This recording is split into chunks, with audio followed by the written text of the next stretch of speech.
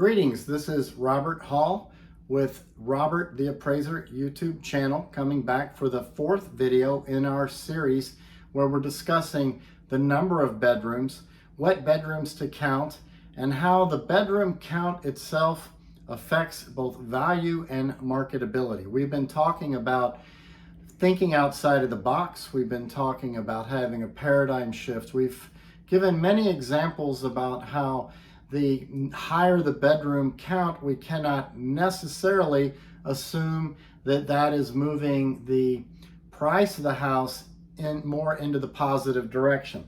I wanted to just kind of point out here, this is a partial library of the books that appraisers have to read and study and learn and take tests on over the years.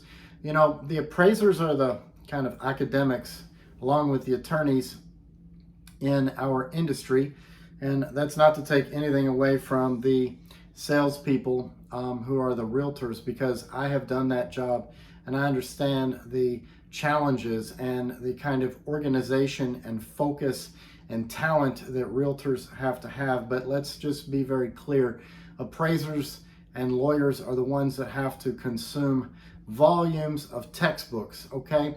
And my point in saying this is often I'll have a realtor, I've talked about this in our first video, who will have a question for me at the doorstep as they're unlocking the door and meeting me. And there's an assumption that it's a yes or no question, or a question that maybe would take 2 or 3 minutes to answer. And we appraisers, we can be kind of long-winded, I'll have to admit. Not just me, but I think we all have that sort of personality. And we are willing to talk and talk and talk.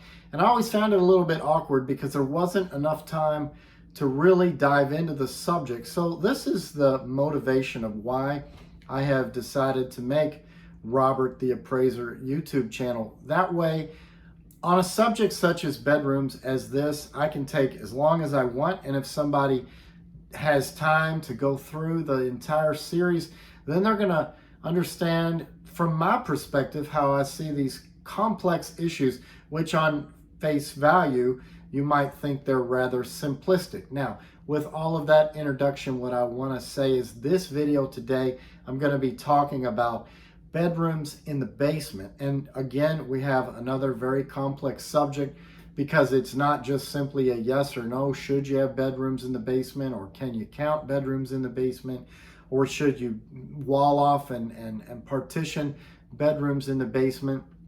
This, again, like I've said in the earlier videos, is on a case-by-case basis. Now, in a minute, I'm going to show you a photograph of a house that I owned 25 years ago. And when I bought it, it had an unfinished basement. The basement was around 1,100 square feet, and I had it finished. The house had 4 bedrooms, 2.5 baths above grade. It was, you know, your traditional 2-story. And when I finished the basement, I did what I would consider to be a very lovely job. Not that I did the work myself. In that case, I hired contractors to finish it.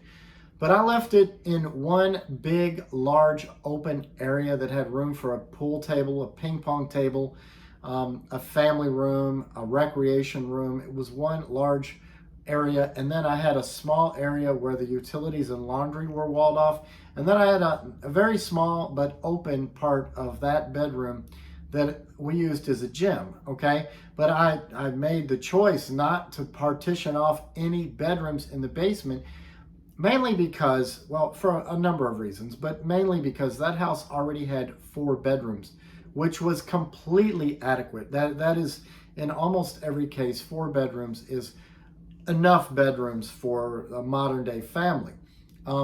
The other reason is in my personal preference, and what I think is very popular in the market, the way things play out, is big, open, spacious rec rooms that flow into one another, where you have an area with a television and some furniture, a sectional couch, a theater, that type of thing, and there's no partition that blocks that off from the section of the basement that has the pool table, that has the ping pong table, that has the pinball machines, if you will, or playing, for cards or whatever you have as far as recreation.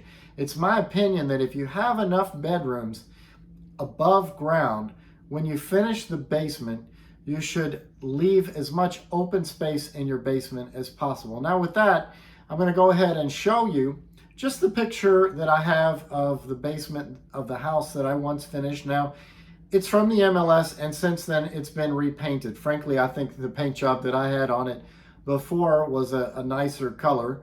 But I really just want you to see the openness, and from there we'll go ahead and look at that picture.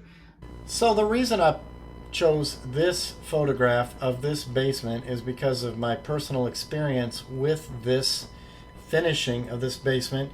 This is a house that I owned about 25 years ago, and I'm the one that had the contractors come in and finish this basement. Now in today's market, I never would have put in this drop acoustical ceiling, which was still kind of popular 25 years ago, but today there are a lot more modern looks that people are doing. I'll get into that in a basement finishing video.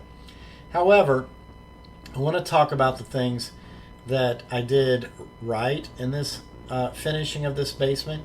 I left it as one big open area, and you are looking at around 900 square feet of open area. From the vantage point that you can see, this is the living area. I'm going to just click to the next, and there you see from the opposite end, you can see there is a strip of conduit and there are some electrical outlets. That's where we had the living area with a big screen TV, a sectional couch, a recliner, and furniture, that type of thing. The reason I'm showing this is a better design for a finished basement, assuming you have enough bedrooms above grade, okay? If you need more bedrooms below grade, okay, that's another story, but this particular house was a traditional 2-story with 4 bedrooms, 2.5 baths above grade. So when we finished, we just finished one big open area, plus, I'm going to go back here, you see these 2 rooms off to the side. The one on the left was a laundry utility, and the one that you see back in the corner was just a small open room that we used for some exercise equipment, okay? Other than that, we left the design wide open. Now, the point I want to make is so many times when I'm appraising and someone has taken a space maybe this large and they've created 3 or 4 rooms, and 2 of them are bedrooms, and one of them is a rec room, and another one is a family room. And then when they see the appraisal and they see that I didn't give them any credit for the partitioned off bedrooms, and they say, hey, you missed a couple of bedrooms. They say, my house is a 6-bedroom, not a 4. And I have to explain to them, I don't give you any credit for that. And I do it as politely as I can. But for the purpose of this video, there is no credit for just chopping up a basement into as many little rooms as you can get rather than a big open area. So thank you for listening. If you have any comments, feel free to leave them in the comment section. If you have any questions, you can put those in the comment section, or you can email me. Be sure to like, share, and subscribe.